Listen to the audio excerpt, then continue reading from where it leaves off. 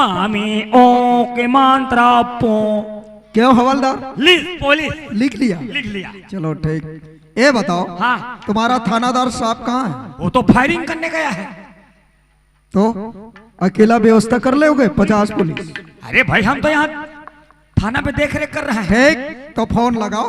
Number मालूम है? क्या मुझे मालूम रहेगा? नहीं नंबर मालूम है बोल रहा हूँ। ठीक, आपको मालूम है। तो तेरे को कैसा मालूम रहेगा? ठीक, लगाओ।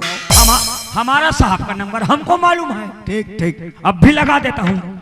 हमारे थाना में सब चीज का सुविधा है। देखो देखो, हमारे थाना का फोन लैस लैस करता है। टेलीफोन।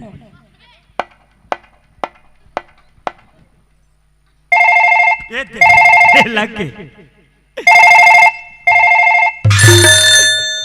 हेलो, कौन? डोंगरगढ़? वाह, राधा मौसी का वहां मौसी का लग गए। रख, रोक ही नहीं तो स्वामी साहब का लगा रहे हो। रख रख रख, एक के नंबर है साहब और मौसी के। ओ हवलदार, किसके पास लगाए हो? लगा था। लगाओ।